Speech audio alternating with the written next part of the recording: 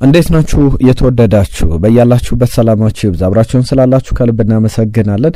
አርሰናልን የተመለከቱ ጉዳዮችን ልናነሳ የገነርስ የአርሰናል የመድፈኛውን ዜናዎች ልንነግራችሁ ተሰይመናል። በርከት ያሉ ጉዳዮችን እየነገርናችሁ እንቆያለን። በቆይታችን ከሚያነሳቸው ጉዳዮች መካከል ዝውውሮችን በስፋት እንመለከታለን። አንዳንድ ብዙሃን መገናኛዎች ይዟቸው የወጡትን በዝርዝርም መረጃ ያገኘንባቸውን ጉዳዮች እየነገርናችሁ ነው የምንቆየው። ከነዚህ ጉዳዮች መካከል አንድ ጉዳይ ወደ ስፔን ይወስደናል። ከስፔንም በተጨማሪ በቱርክ ሊግ ላይ በደንብ እያበበ ስለመጣ አንድ ተጫዋች እየነገርናችሁ እንቆያለን። እነዚህን ሁለት ዝውውሮች የበለጠ ትኩረት እናደርግባቸዋለን። ከዛ ውጪ አርሰናል አንድ ባለሙያ ሊቀጥር በጣም ተቃርቧል። ይህ ባለሙያ በጣም በትልቅ ደረጃ በጣም ጥሩ ተጫዋቾችን ያፈራ የመለመለ መልማይ ነው። ከዛ ውጪ በምን ጉዳይ ላይ እነማንን ጋር ሰርቷል፣ በየትኞቹ ክለቦች ይታወቃል የሚለውን ጉዳይ በዝርዝር የተመለከትን እንቆያለን። የመጨረሻ ያለቀለት የተጠናቀቀ ጉዳይ ነው። የጉዳት ዜናዎችን በስፋት እንመለከታለን። ኖኒ ማዱኬ ከኤቨርተን ማርቲን ኦዴጋርድን በተመለከተ ቪክተር ዮክሬሽንም በተመለከተ እየተሰሙ እየተነገሩ ያሉ ጉዳዮች አሉ። እነሱም በዝርዝር እየተመለከትን እንቆያለን። በዋነኝነት ትኩረት ከምንሰጥባቸው ጉዳዮች መካከል የሚጠቀሱ ናቸው። እንዲሁ የአርሰናል የወሩ ምርጥ ተጫዋችም ተለይቷል። ማን ነው የሚለውን ተሰማላችሁ። አብራችሁን ስትቆዩ የምንመለከተው ጉዳይ ነው። ቡካዮ ሳካ፣ አርሰን ቬንገር፣ ማርቲን ኩዌን ስለ አርሰናል የዋንጫ ፉክክር ያነሷቸው አስተያየቶች አሉ። በተለያየ መንገድ የሚተነተኑ የሚነገሩ ጉዳዮች ናቸው። እነዚህን ጉዳዮች በዝርዝር እየተመለከትን እያነሳን እንቆያለን። ምን አሉ፣ በምን ጉዳይ ላይ የበለጠ አርሰናል ትኩረት ስለማድረግ እንዳለበትም የሰጧቸው አስተያየቶች አሉ። በዝርዝር እየተመለከትነው እንቆያለን። ለሁሉም እነዚህና ሌሎች አጫጭር ጉዳዮችንም በየማሉ እያነሳሳን ቁጥሮችን፣ ዳታዎችን እየነገርናቸው የምንቆይ ነው የሚሆነው። አብራችሁን ቆዩ። አብራችሁን ስላላችሁ ከልብ እናመሰግናለን። ኢትዮ አርሰናል ቻናላችንን ሰብስክራይብ አድርጉ። ቤተሰቡ ነው። በየዕለቱ አዳዲስ ጉዳዮችን ይዘን እየመጣን እንገኛለን። አብሮነታችሁ አይለን። ይህን ቪዲዮም ላይክ አድርጋችሁ እንድትጀምሩ ላስታውሳችሁና በቀጥታ ወደ ጉዳዮቻችን እናልፋለን። ከምንመለከታቸው ጉዳዮች መካከል ትናንትና ቲየሪ ሄንሪ በአንድ ወቅት የሰጠውን አስተያየት መለስ ብለን ስንመለከት ነበር። በተለይ የትናንትናው ቪዲዮ ላይ እንደተመለከታችሁት ጆዜ ቲየሪ ሄንሪን በተመለከተ ከትንሽ ቡድኖች ጋር ነው ግብ የሚያስቆጥረው ብለው ሲናገሩ አድምጠን ነበረ በወቅቱ። ከዛ ቲየሪ ሄንሪ በቀጣይ ቀን ግብ አስቆጥሮ ራሱ የጆዜ ቼልሲ ላይ ግብ አስቆጥሮ ሁሌም ቢሆን ትክክል ናቸው ትንንሽ ቡድኖች ላይ ነው ግብ የማስቆጥረው ብሎ ቀልዶ አልፎት ነበር። ሌላ አስተያየት፣ ሌላ ሀሳብ እናንሳ መለስ ብለን በዚህ በኢንተርናሽናል ብሬኩ ወቅት እንደ ሰዓታችን መጠን በደንብ ለመመልከት የምንሞክራቸው ጉዳዮች አሉ። አንድ ኢንተርቪው መለስ ብዬ ልመልከትላችሁ። የአሌክሲስ ሳንቼዝ ኢንተርቪው ነው። አሌክሲስ ሳንቼዝ በወቅቱ ማንቸስተር ዩናይትድን ከተቀላቀለ በኋላ በመጀመሪያው ቀን ያለው ነገር በጣም አስገራሚ ነበር። ለቤተሰቦቹ ለወኪሉ ጭምር የተናገረው ነገር ምን ያክል በአርሰናልና ማንቸስተር ዩናይትድ በኩል በፋሲሊቲ ደረጃ በሌሎች ደረጃ ልዩነቶች እንዳሉ የሚያሳይ ነው። ተጫዋቹ ጓግቶ በጣም በጽኑ ፍላጎት ነበረ ወደዛኛው ወደ ማንቸስተር ዩናይትድ ወደ ኦልድ ትራፎርድ የተዘዋወረው። በካሪንግተን የመጀመሪያ ቀን ልምዱን ሰርቶ ወደ ቤቱ ሲመለስ ግን የተናገረው ነገር ሁሌም ቢሆን አነጋጋሪ ሆኖ ይቀጥላል። ይህንን ጉዳይ መለስ ብዬ ላንሳላችሁ። በተጫዋቹ በኩል አሌክሲስ ሳንቼዝ በወቅቱ ወደ ቤቴ ተመለስኩ ይላል በነበረው ከዛ በኋላ ነገሩ መለስ ብሎ ሲያስታውሰው ከዛ በኋላ ለቤተሰቦቼ ለኤጀንቴም ለወኪሌም የነገርኩት ነገር ቢኖር ኮንትራቱን ካንስል ማድረግ መቅደድ እችላለሁ ወይ? አርሰን ቬንገርን ልለምናቸውና ወደ አርሰናል መመለስ እፈልጋለሁ ይቻላል ወይ ብዬ ነበር የጠየቅኩት ብሏል። ገና በመጀመሪያው ቀን በመጀመሪያው የልምምድ ቆይታ በካሪንግተን ከቆየ በኋላ ወደ አርሰናል መመለስ እንደሚፈልግ ነበር የተናገረው። ከዛ በኋላ በእርግጥም በመጀመሪያ ቀን እንግዲህ እንደታየው ከዛ በኋላ በማንቸስተር ዩናይትድ መልሶ ብቃቱ ማግኘት በማንቸስተር ዩናይትድ እንደሚከፈለው እንደተጠበቀ እንደተጠበቀውም መጫወት ሳይችል ከክለቡ መለየቱ ይታወሳል። ያንን መለስ ብዬ አስተዋወስኩላችሁ። በጣም የሚያስገርም አጋጣሚም እንደነበረ መናገር ይቻላል። ስለ አርሰናል የዘንድሮ ዓመት የውድድር ዘመን ብዙ ሀሳቦች ይነሳሉ። እሱም በስፋት እንዳስሳለን። የኦክቶበር ወር የአርሰናል ምርጥ ተጫዋች ይፋ ተደርጓል። ከዚህ በፊት ዴክላን ራይስ፣ ጁሪየን ቲምበር፣ ገብርኤል ማጋሌስ፣ ዳቪድ ራያ እጩ ነበሩ። የመጨረሻ እጩዎች ውስጥ እናንተንም ምረጡ ስንል ነበር ከዚህ በፊት። በመጨረሻው እንግዲህ ይፋ ተደርጓል። የአርሰናል የኦክቶበር ወር ወይም የጥቅምት ወር ምርጡ ተጫዋች ተብሎ የተመረጠው ብራዚላዊው የ27 ዓመት ተጫዋች ገብርኤል ማጋሌሽ ነው። የቡድኑን መሪነት ከዛ በተጨማሪ ግብ ማስቆጠር ብቻ አይደለም አሲስትም እያደረገ እየተመለከት ነው። ለምሳሌ ቪክተር ዮኬሬሽ ያስቆጥራቸው ግቦች ላይ ከማዕዘን ምቶች አሲስት ሲያደርግ ተመልክተናል። ግብ እያስቆጠረ በቻምፒየንስ ሊግም በኖርማል በመደበኛው የእንግሊዝ ፕሪሚየር ሊግ ጨዋታዎችም ላይ ግብ እያስቆጠረ በጣም የቡድኑን መሪነት እያስመለከተን ይገኛልና በጥሩ ደረጃ ላይ ያለ ተጫዋች ነው። በእርግጥስ ይገባል ወይ ትላላችሁ? ዴክላን ራይስ፣ ጁሪየን ቲምበር፣ ዴቪድ ራያ እጩዎች ነበሩ። ገብርኤል ማጋሌሽ በአርሰናል በክለቡ የወሩ ምርጥ ተጫዋች ተብሎ ተመርጧል። ምን ታስባላችሁ? ሀሳቦቻችሁን ጻፉልን። ይገባዋል ትላላችሁ ወይስ ደግሞ ዴክላን ራይስ ይገባው ነበር፣ ጁሪየን ቲምበር ይገባው ነበር ብላችሁ የምታስቀምጡት ተጫዋች አለ? በእርግጥ ጁሪየን ቲምበር የፕሪሚየር ሊጉ የወሩ ምርጥ እጩ ውስጥም ነበረ። ብሪያን ምቦሙ ያሸነፈው የወሩ እጩ ውስጥ እነ ሃርሊንግ ብራውት ሃላንድም በተካተቱበት ጁሪየን ቲምበር ነበረ። ነገር ግን በአርሰናል ገብርኤል ማጋሌሽ ነው ያሸነፈው። የእናንተን ሀሳብ የእናንተን አስተያየቶች ጻፉልን። ቡካዮ ሳካን የተመለከተ ጉዳይ ላንሳ። አስተያየቱን ሰጥቷል። በእንግሊዝ ብሔራዊ ቡድን ጉዳይ የእንግሊዝ ብሔራዊ ቡድን ጥሩ ብሔራዊ ቡድን እንደሆነ ሲናገር ሰምተነዋል። ወደ አርሰናል ጉዳይ ግን ትኩረት እናደርግና አርሰናልን በተመለከተ ያነሳቸው ጉዳዮች አሉና እኛም እያነሳሳን በምን መንገድ የሚታዩ ናቸው የሚለውን እንንገራችሁ። ከአርሰናል ጋር በተያያዘ ቡካዮ ሳካ አሁን ማድረግ ያለብን ነገር እያንዳንዱን ጨዋታ እያሸነፍን መቀጠል ነው፣ ሜንታሊቲያችንም ለዛ የተገነባ ነው በሚል ያነሳል። ብዙ ተቺዎች እንዳሉ ብዙ አስተያየቶች እንደሚሰጡ እኛም እያነሳሳን እየተናገረን እንገኛለን። ለምሳሌ ትናንትና ከተሰጡ አስተያየቶች መካከል እናንተስ ምን ያክል ተስማሙበታላችሁ የሚለውን ጉዳይ አካፍሉን። ከማይክል ኦዌን ጋር በተያያዘ በእርግጥ ለማንቸስተር ሲቲም በደንብ በማንቸስተር ሲቲ አካባቢ የነበረ በተለይ ደግሞ በልዩነት በሊቨርፑል በማንቸስተር ዩናይትድም ተጫውቶ የምናውቀው ተጫዋች ነው። በሪያል ማድሪድም እናስታውሰዋለን። ማይክል ኦዌን በደንብ ማንቸስተር ሲቲን ቀርቦ የሚያውቅ ሊቨርፑልን ተጫውቶ ያሳለፈ የሊቨርፑል ቤተኛ የሊቨርፑል ልጅ የሚባል ነውና ከማይክል ኦዌን ጋር በተያያዘ የሰጠው አስተያየት አለ። አርሰናልን በተመለከተ ለምሳሌ ይላል አርሰናል፣ ማንቸስተር ሲቲ፣ ሊቨርፑል ሁሉም በራሳቸው መንገድ ቢጫወቱ በራሳቸው በጣም ምርጥ ብቃታቸው ላይ ቢገኙና ቢጫወቱ እንግዲህ አርሰናል ሶስተኛውን ደረጃ የሚይዝ ነው።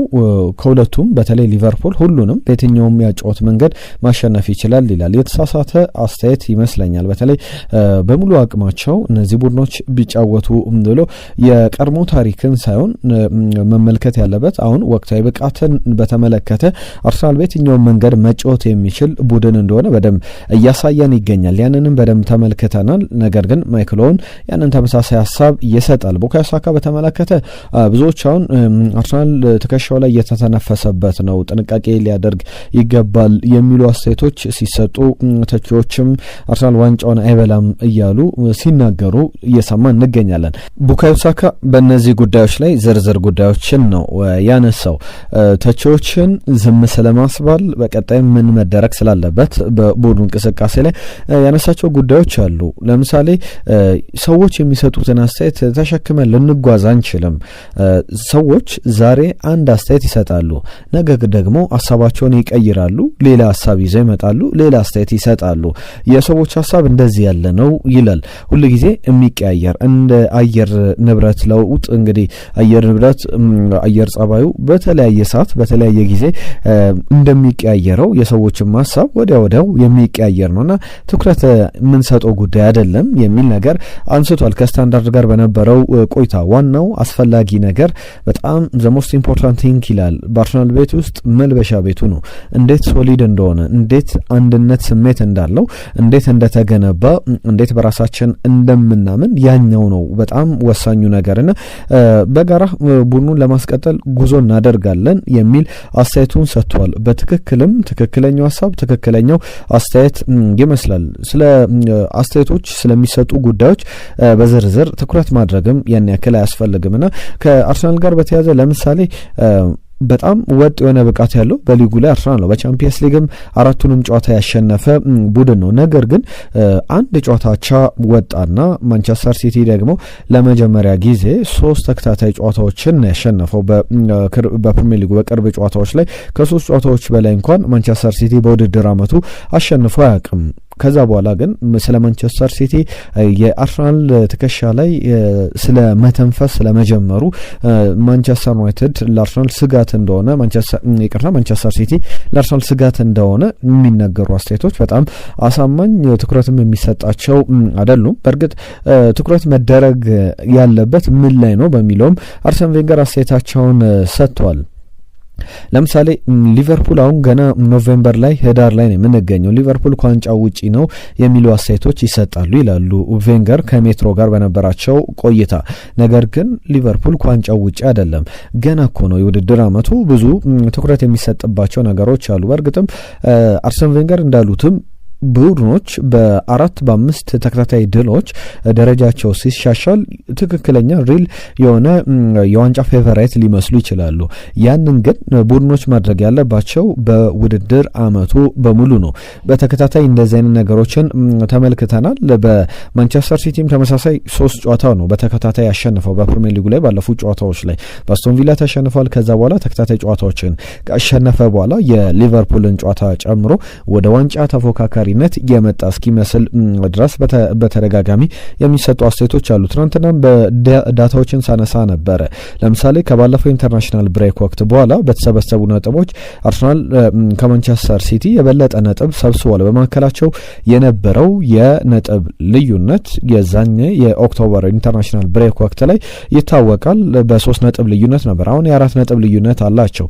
አርሰናል 10 ነጥቦችን ሰብስቧል። ማንቸስተር ሲቲ ደግሞ 9 ነጥቦችን ነው የሰበሰበው ከነበሩ 12 ነጥቦች ማለት ነው። አርሰናል 2 ነጥብ ጥሏል፣ ማንቸስተር ሲቲ 3 ነጥብ ጥሏል ማለት ነው በዚህ መሀል ልዩነት። ስለዚህ ብዙ ሀሳቦች ይነሳሉ። አርሰን ቬንገር እንደሚሉትም ነው፣ ቡካዮ ሳካም እንዳነሳው ነው ትኩረት መደረግ ያለበት አርሰናል በራሱ ፐርፎርማንስ ላይ ነው። ጨዋታዎችን እያሸነፈ ነጥብ እየሰበሰበ መሄድ ነው፣ የተጋጣሚዎች ድክመት አይደለም አርሰናልን የዋንጫ አሸናፊ ማድረግ ያለበት። ከዛ ውጪ አርሰናል በራሱ ብቃት፣ በራሱ ጥንካሬ፣ በራሱ የበላይነት ሁሉንም አሳምኖ ዋንጫ የሚበላበት የሚያሸንፍበት አመት እንደሚሆን የሚጠበቅ ነውና በዛ ደረጃ ነገሮች መታየት አለባቸው እንጂ ማንቸስተር ሲቲ ሸርተት ስላለ ዋንጫ የሚበላ ቡድን ወይም ደግሞ ሊቨርፑል ስለተዳከመ ዋንጫ የሚበላ ቡድን አይደለም። በራሱ ጥንካሬ እነሱም አሁን ተከታታይ ጨዋታዎችን እያሸነፉ ቢቀጥሉም አርሰናል እያሸነፈ ያንን እያሳየ እንደሚገኝ በብዙ መንገድ መናገር ይቻላል። እነዚህ ጉዳዮች በዝርዝር እየተነሱ ያሉ ጉዳዮች ናቸው። የማርቲን ኩዌንን ጉዳይም በዚሁ ላንሳ። ማርቲን ኩዌን በተመሳሳይ ስለ ዋንጫ ፉክክሩ የሚያነሳው ጉዳይ አለ። ቡካዮ ሳካ አርሰን ቬንገር እንዳነሱት ሁሉ ለአርሰናል የዋንጫ ፉክክር ቪክተር ዮኬሬሽ በጣም አስፈላጊ ተጫዋች ነው ይላል። አርሰናል አሁን ማድረግ ያለበት ጨዋታዎችን እያሸነፈ ብቻ መቀጠል ነው ይላል ማርቲን ኩዌን የቀድሞ የአርሰናል ተጫዋች ነው። ከዛ ውጪ ሌሎች በአርሰናል እንደ ቡድን ስትመለከቱት ትልልቅ ስህተቶችን የሚሰራ ቡድን እንኳን አይደለም። የፕሪሚየር ሊጉ እኮ መሪ ነው፣ የቻምፒየንስ ሊጉ መሪ ነው። እንዴት አይነት ሀሳቦች እንደሚሰጡ አላቅም። ለምሳሌ አርሰናል ማሰብ ያለበት ትከሻው ላይ ስለሚተነፍሰው ማንቸስተር ሲቲ ወይም ደግሞ ስለሚፎካከሩት ሌሎች ቡድኖች ሳይሆን ከፊት ስላለው ጉዞ ነው፣ ከፊት ስላሉ ጨዋታዎች ነው፣ ከፊት ስላሉ ነጥቦች ነው። ነጥብ እየሰበሰበ መቀጠል ነው ያለበት። ያንን ደግሞ ነጥቡን እየሰበሰበ እድሎቹን እያሰፋ መሄድ ነው እንጂ ስለ ማንቸስተር ሲቲ ተከታታይ ጨዋታ ማሸነፍ ትኩረት ማድረግ የለበትም ይላል። አሁን አርሰናል የውድድር ዓመቱ መጀመሪያ ላይ ብዙ ተጫዋቾችን የመምረጥ ቅንጦት ነበረው። አሁን ግን ያ ቅንጦት የለውም። በቀጣይ ቪክተር ዮኬሬሽ ሲመጣ በደንብ አርሰናል ያንን ተጫዋች ማግኘት አለበት። ቪክተር ዮኬሬሽ ሃርሊንግ ብራውት ሃላንድ አይደለም። ነገር ግን አርሰናል ቢሆን ቢሆን የቪክተር ጌኬሬሽን ግልጋሎት ማግኘት አለበት በሚል እነዚህን ጉዳዮች በዝርዝር ያነሳል። በቀጣይ ጊዜያትም መለስ ብለን በስፋት የምንመለከታቸው ጉዳዮች ነው የሚሆኑት።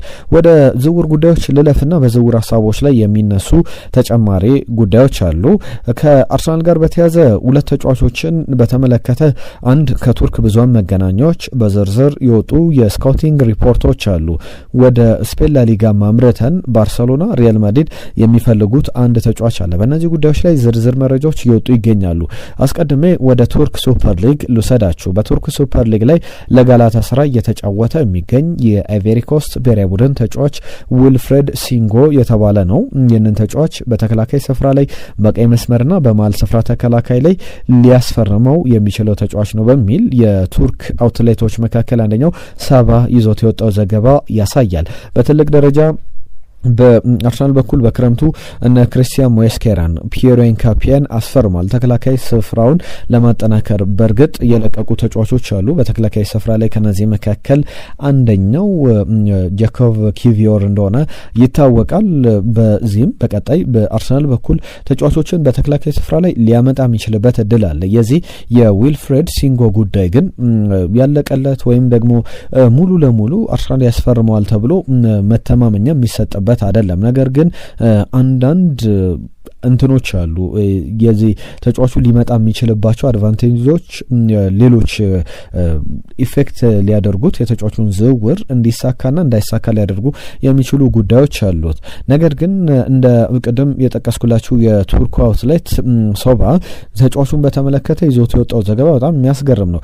የባለፈው የጋላታሳራይና የአያክስ አምስተርዳም ጨዋታ ላይ የአርሰናል ስካውቶች በጨዋታው ላይ ተገኝተው ነበር። ጋላታሳራይ በቻምፒየንስ ሊግ 3-0 አያክስ አምስተርዳምን ያሸነፈበት ጨዋታ ነውና የአርሰናል መለሚያዎች በተጫዋቹ ብቃት በደንብ ደስተኛ እንደሆኑና በቀጣይ ደግሞ ሌላ ጨዋታ አለ በአውሮፓ የሚደረግ ዩኒየን ሴንት ጊሎስ እንዲሁም ከሞናኮ ጋር ጋላታሳራይ የሚያደርጋቸው ጨዋታዎች ላይ እነዚህ ወኪሎች እንደሚገኙ የቱርኩ ብዙሃን መገናኛ ዘግቧል። በእርግጥ ጋላታሳራይ በክረምቱ በጣም ትልቅ ክፍያ ከፍሎ ነው ያስፈረመው። ከሞናኮ ነው ተጫዋቹን ዊልፍሬድ ሲንጎ ነው ያስፈረመው በ30 ሚሊዮን ዩሮ 31 ሚሊዮን ዩሮ አካባቢ ነው የመጀመሪያው ክፍያ ማለት ነው። ከዛ በኋላ ተጫዋቹ እንግዲህ አሁን እስከ 60 ሚሊዮን ዩሮ ድረስ ተጫዋቹን የመግዛት መብት ማንኛውም ክለብ አለው። የውል ማፍረሻ ያለው ተጫዋች ነው። ትልቅ ነው። እንግዲህ በእጥፍ ያክል ነው ሊሸጡት ያሰቡት። ነገር ግን በተጫዋቹ ብቃት በኩል ገና 24 ዓመቱ ላይ ይገኛል። ሴንተር ባክ ሆኖ መጫወት ይችላል። ራይት ባክ ሆኖ መጫወት ይችላል።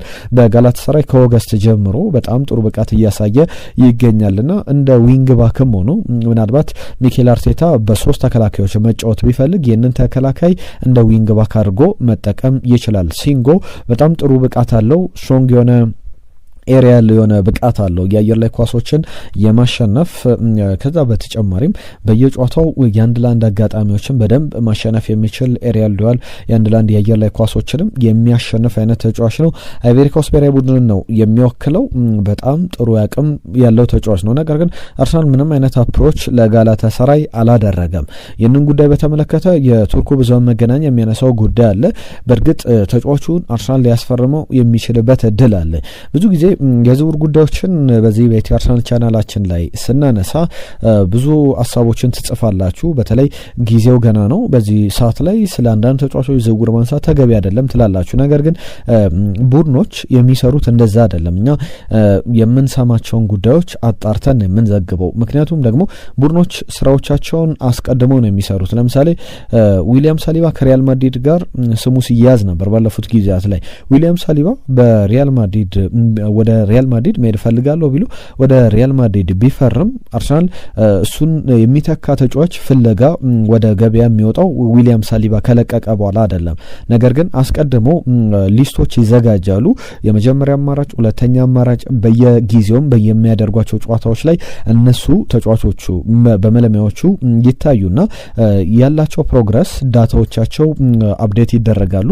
ያንንም ነው አርሰናል አሁንም እያደረገ የሚገኘውና የዚህም ተጫዋች ጉዳይ ጉዳይ በጋብሪኤል ማጋለሽ በዊሊያም ሳሊባ ለምሳሌ የረጅም ጊዜ ጉዳት ቢያጋጥማቸው ተጫዋቹ ወደ አርሰናል የሚመጣበት እድል ይኖራልና አርሰናል ተጫዋቹን በዛ መንገድ እየተመለከተው ይገኛል። የአርሰናል መለሚያዎችም በቅርብ እየተከታተሉት ይገኛሉ። የሞስኬራ ጉዳይ የፒየሮ ኤንካፒ ጉዳይም ገና ወደ ቡድኑ ትልቅ ኃላፊነት እየተረከቡ አይደለም። ገና የስኳድ ተጫዋቾች ናቸውና በእርግጥ በሚኬል አርቴታ ስር ዊሊያም ሳሊባ ቢጎዳ ፒየሮ ኤንካፒን ብቻ አይደለም ሪካርዶ ካላፊዮሪን እነ ጁሪን ቲምበር ቤን ዋይትን በመሃል ስፍራ ተከላካይነት መጫወት ይችላል። ሉዊስ ስኬሊ በመስመር ቦታ ላይ የነዚህን ተጫዋቾች ቦታ መተካት ይችላልና በጣም ጥሩ ጊዜን እያሳለፉ ያሉ በጣም ቶፕ ኤሊት የሚባሉ ተጫዋቾች እንዳሉት እየተመለከተን እንገኛለን። እነዚህን ጉዳዮች በዝርዝር በቀጣይ ጊዜያትም ምን ያክል ፕሮግረስ አደረገ የዝውውሩ ጉዳይ የሚለውን እንመለከታለን። ሌላኛውን ጉዳይ ልንገራችሁ። የአይቮሪያኑን ተጫዋች ጉዳይ ካነሳው ከዊሊያም ሳሊባ ጋር እንዲሁ የሱን ተተኪ ከተነሳ አጥቂ ስፍራ ላይ ግን በቅርብ ጊዜያት ላይ በቅርብ ቀናት ላይ በተደጋጋሚ በስፔን ብዙሃን መገናኛዎች ከእንግሊዝ አንዳንድ ብዙሃን መገናኛዎች የምንሰማቸው ዘገባዎች አሉ። ከዚህ ጋር በተያያዘ የሌቫንቴውን አጥቂ ኤታ ኤዮንግን በተመለከተ ነው። ይህ አጥቂ ደግሞ ካሜሮናዊ ተጫዋች ነው። ተጫዋች በትልቅ ደረጃ በጥሩ አቅም እየተጫወተ ይገኛል። በካሜሮን ብሔራዊ ቡድን ብቻ አይደለም በስፔን ባሉ በሁለት ክለቦች በዘንድሮው ውድድር ዘመን ተጫውተዋል። ከዚህ በፊትም አንስቼዋለሁ። ለሌቫንቴ ለቪያሪያል ተጫውተዋል። በክረምቱ ለቪያሪያል የውድድር ዓመቱ ሲጀመር ጨዋታዎችን አድርጎ ነው የጀመረው። አንድ ግብ አስቆጠረ፣ 2 ለግብ የሆኑ ኳሶችን አቀበለ ለሌቫንቴ። ከዛ በኋላ በውሰቱል ተሰጠ። በሌቫንቴም የነበረው ጅማሮ በጣም አስገራሚ ነው። ምንም እንኳን ሌቫንቴ በደረጃው ሰንጠረዥ በላሊጋው ላይ 19ኛ ደረጃ ላይ የሚገኝ የተቀመጠ ቡድን ቢሆንም ተጫዋቹ ግን ከጨዋታ ራሱን በደንብ እያሻሻለ ይገኛል። ምን ያክል ግቦችን አስቆጠረ፣ ምን ያክል የግብ ተሳትፎ ያለው የሚለውን እንመለከታለን በዝርዝር። ነገር ግን ባርሰሎና፣ አርሰናል የተጫዋቹ ፈላጊ ናቸው። ይህንን ዘገባ ይዞት የወጣው ስፖርት ነው። ስፖርት በተለይ የባርሰሎና ውስጥ አዋቂ ምንጭ ነው የሚባለው። እናም እንደ ስፖርት ዘገባ ከሆነ አርሰናልና ባርሰሎና በተጫዋቹ ጉዳይ ላይ ጠንክረው እየሰሩ ይገኛሉ። ብዙ ጊዜ መለመሎቻቸውን ልከው የመለመሉት እየተከታተሉት የሚገኝ ተጫዋች ነው ይላል የስፖርት ዘገባ። እንደሚያሳየው ከሆነ በተለይ ባርሰሎና የሮበርት ሌቫንዶቭስኪ ቀጣይ ቆይታ አልተወሰነም። 37 ዓመቱ ላይ ይገኛልና 2026 ጁን ላይ ውሉ ይጠናቀቃል። በዚህም በያዝነው የውድድር ዘመን መጠናቀቂያ ላይ ተጫዋቹ የሚለቅ ከሆነ ኤታ ኤዮንግን ለማስፈረም ባርሰሎና እድሎች አሉት። በእርግጥ ባርሰሎና ከአርሰናል አነስ ባለ ክፍያም ተጫዋቹን የማስፈረም እድልም መብትም አቅምም አለውና እነዚህ ጉዳዮች ይነሳሉ። ለምንድን ነው የሚለውን ላንሳላችሁ። ከአርሰናል ጋር በተያያዘ ጠንከር ያለ ፍላጎት ነው እያሳያለ ቪያሪያል ተጫዋች ነው። ነገር ግን በሌቫንቴ እየተጫወተ ይገኛል። እክሎችም አሉበት። በተጫዋቹ በኩል ባርሰሎና ለምሳሌ ከ40 ሚሊዮን ዩሮ በታች ማስፈረም ይችላል። ለፕሪሚየር ሊጉ ክለቦች ወይም ደግሞ ከላሊጋው ውጪ ላሉ ክለቦች ግን የውል ማፍረሻው ከ35 ሚሊዮን ፓውንድ ጀምሮ ነው። 35 ሚሊዮን ፓውንድ የሚከፍል ክለብ ካለ ተጫዋቹ ማግኘት የሚችልበት እድል አለ። ባርሰሎና ግን ከ35 ሚሊዮን ፓውንድ በላይ ወይም ከ40 ሚሊዮን ዩሮ በታች ተጫዋቹን ማስፈረም ይችላል። 22 ዓመቱ ላይ ይገኛል። የውድድር ዓመቱን የጀመረው ቅድም እንዳልኩት በቪያሪያል ነው። 1 ግብ አስቆጥሯል፣ 2 ለግብ የሆኑ ኳሶችን አቀብሏል። ከዛ በኋላ በቀጥታ ከ3 ጨዋታዎች በኋላ ያመራው ወደ ሌቫንቴ ነው። በሌቫንቴ ጥሩ ጀማሩ አድርጓል። ከዛ በኋላ 5 ግቦችን አስቆጥሯል፣ 1 ለግብ የሆነ ኳስ አቀብሏል። ባለፈው ለምሳሌ አትሌቲኮ ማድሪድ ጨዋታ ላይ ተሰልፎ ተጫውቶ ጥሩ ሲንቀሳቀስ ተመልክተናል። አትሌቲኮ ማድሪድ ሌቫንቴን 3-1 ባሸነፈበት የሳምንቱ መጨረሻ ጨዋታ ላይ። ነገር ግን በተጫዋቹ በኩል ለምሳሌ ከላሊጋው አጥቂዎች ጋር እንዴት ይነጻጸራል የሚለውን በቁጥሮች ልለካላችሁ። ኬሊያን ኤምባፔ ላሊጋው ከፍተኛ ግብ አስቆጣሪ ነው። ሮበርት ሌቫንዶቭስኪ ብዙ ጨዋታ ባይጫወትም 7 ግቦች አሉት። ሁለተኛው ከፍተኛ ግብ አስቆጣሪ ነው። ዩሊያን አልቫሬዝም 7 ግቦች አሉት። እንግዲህ ከነዚህ አጥቂዎች በመቀጠል ይቀመጣል። 6 ግቦች ያሉት ተጫዋች ነው በላሊጋው ላይ። ከዛ በተጨማሪ በኤክስፔክትድ ጎል ፖዚቲቭ ኤክስፔክትድ ጎል በማስመዝገብ ኤክስፔክትድ ጎል እንግዲህ ያስቆጠረው ግብና ማስቆጠር የነበረበት ግብ ሲነጻጸር ማለት ነው። ኬሊያን ኤምባፔ ፖዚቲቭ 2.2 አለው ወይም 10 ኤክስፔክትድ ጎል ነው ኤክስጂ ነው ማስቆጠር የነበረበት 11 ግብ ነው። ነገር ግን ከዛ በላይ ግቦችን አስቆጥሯል፣ 13 ግቦችን። ሮበርት ሌቫንዶቭስኪ ለምሳሌ 5.8 ግቦችን ማስቆጠር ነበረበት፣ ወደ 6 የተቃረበ ግብ 7 ግቦችን አስቆጥሯል። በኤክስፔክትድ ጎል የበለጡ የዚህ የኮንቨርሽን ሬታቸውንም የሚለካ አይነት ነውና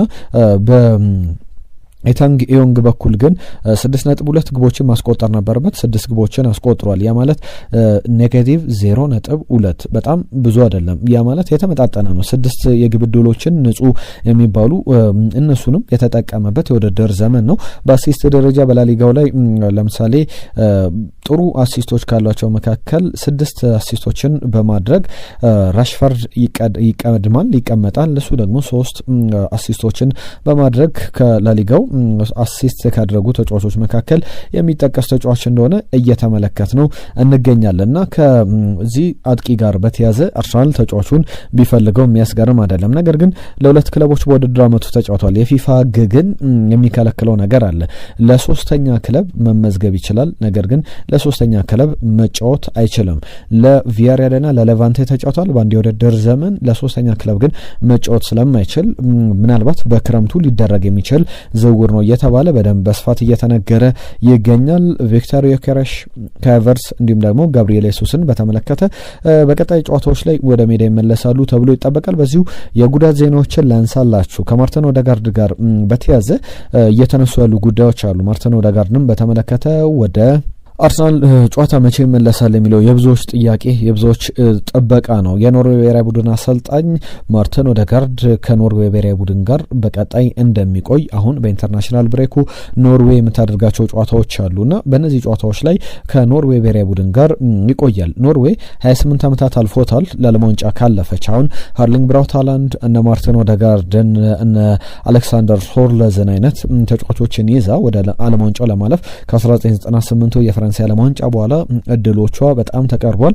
ምድቧን ጣሊያን ባለችበት ምድቧን እየመራች ትገኛለች። ነገር ግን አሁን ኖርዌይ ብሔራዊ ቡድንን የተቀላቀለው ተጫዋቾችን ለማድረግ አይደለም፣ ነገር ግን ከቡድኑ ጋር ቆይታ ያደርጋል። ቡድኑን ለማነሳሳት ነው። ሪያብ ወይም የዚህ የማገገም ስራውን ደግሞ በዛው ያከናውናል። አሰልጣኙ መቼ ይመለሳል በሚለው ጉዳይ ላይ ዝርዝር ነገሮችን መናገር እንደማይችሉና ከዛ በተጨማሪ ትንሽ ረዘም ላለ ጊዜ ሊቆይ እንደሚችል ተናግሯል። ያ ማለት የሚኬል አርቴታ ማስጠንቀቂያም ሊሆን ይችላል። ምክንያቱም ሚኬል አርቴታ ከዚህ በፊት በተደጋጋሚ የሚያደርጋቸው ነገሮች ናቸው። ማን መቼ ይመለሳል በሚለው ጉዳይ ላይ በቀጣይ የምንመለከተው ነው። እርግጠኛ አይደለንም፣ የሕክምና ባለሙያዎቹ የሰጡት ነገር የለም በሚል በነገሩ ዝም ብሎ ለዘብ አድርጎ የሚያልፋቸው ነገሮች እንዳሉ ይታወቃል። ከማርቲን ኦዴጋርድ ጋር ግን በተያዘ በቀጣይ ከኢንተርናሽናል ብሬክ በኋላ ከሚመለሱ ተጫዋቾች መካከል ሊሆን ይችላል። ምናልባት በመጀመሪያው ጨዋታ ባይመለስ በቀጣይ ጨዋታዎች ላይ ይመለሳል ተብሎ ይጠበቃል። የአርሰናል የፊት መስመር በደንብ እንደሳሳ መናገር ይቻላል። ከኖኒ ማዱኬና ከቨርስ ጋር በተያዘ በቀጣይ ከአርሰናል 1 ዓመት በታች ቡድን ጋር ሲጫወቱ ልትመለከቷቸው ትችላላችሁ። ፊትነሳቸውን ለመመለስ በሚል እንዲሁም አርሰናል በዝግ የሚያደርጋቸው ጨዋታዎች ይኖራሉና በነዛም ጨዋታዎች ላይ እነዚህን ተጫዋቾች ልትመለከቱ ትችላላችሁ። በቅርብ ግን የሚመለሱ ተጫዋቾች ቢኖሩ የኢንተርናሽናል ብሬኩ በኋላ የቶትናም ጨዋታ ላይ በእርግጠኝነት ኖኒ ማዱኬ እንዲሁም ጋብሪኤል ማርቲኔሊና ቪክተር ዮኬሬሽ በሙሉ ብቃታቸው ይመለሳሉ በሚል ብዙ ዘገባዎች ይወጡ ይገኛሉ። ማረጋገጫ የተሰጠባቸው ጉዳዮች ግን አይደሉም። እነዚህ በስፋት ይነሳሉ። ከአለን ሰዓት አንጻር የአርሰናልን አንድ ጉዳይ ልጨምርና ላጠናቅቅ። በተለይ ከአርሰናል ጋር በተያዘ በዝርዝር የሚነሳው ጉዳይ የተለያዩ ባለሙያዎችን ሲቀጥር ነበር። ለምሳሌ አንድሪያ ቤርታ ከመጡ በኋላ ሌሎች ባለሙያዎችም የመጡ ይገኛሉ። አሁን ደግሞ ጣሊያናዊ ናቸው አንድሪያ ቤርታ ሌላ ጣሊያናዊ መልማይ ሊያመጡ በጣም ተቃርቧል። እኚህ መልማይ በእግር ኳሱ ላይ ትልቅ ስሞችን ማምጣት የቻሉ ወደ ተለያዩ ክለቦች ማስተዋወቅ የቻሉ ናቸው። ማሬክ ሃምሺክ የናፖሊ ምንጊዜም ከፍተኛ ግብ አስቆጣሪ ነው። የዲዬጎ አርማንዶ ማራዶናን ክብረ ወሰን ጭምር ያሻሻለ ኪሚንጃይ በባየር ሙኒክ ይገኛል። በናፖሊ የነበረው የውድድር ዘመን በጣም አስገራሚ ነው። ክቫራትስኬሊያ እንደሚጠቀስ ሌላ በጣም ትልቅ ስም ነው። ሱሊ አሊሞንታሪ አሳሞጂያንን ጭምር በጣሊያን እግር ኳስ ላይ ያስተዋወቁ ሰው ናቸው። 57 ዓመታቸው ላይ ይገኛል። ማሩዚዮ ሚቼል ይባላሉ።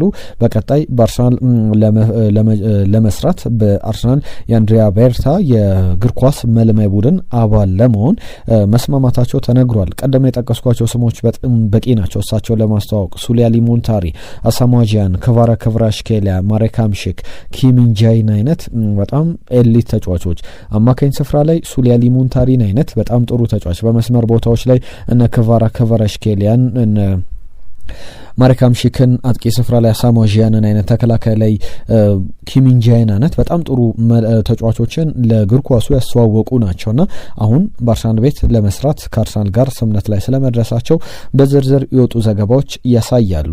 የተወደዳችሁ አብራችሁን ስለነበራችሁ ከልብ እናመሰግናለን። በርከት ያሉ ጉዳዮችን ተመለከትን። ሐሳቦቻችሁን ጻፉልን። አብራችሁን ስለነበራችሁ ግን እናመሰግናለን። በድጋሚ ኢትዮ አርሰናል ቻናላችንን ሰብስክራይብ አድርጉ፣ ቤተሰቡን ሐሳቦቻችሁን ጻፉልን። ቻናሉን ደግሞ ሼር አድርጉ። እንደምንፈልገው በደንብ እየተዋወቀ እያደገ አይደለምና ያንን በማድረግ ቤተሰብነታችሁን አሳዩን። ለዛሬ ግን ያዝናቸው ጉዳዮች እነዚህን ይመስላሉ። ነገም በአዳዲስ ጉዳዮች እንመለሳለን። ጤና ይስጥልን።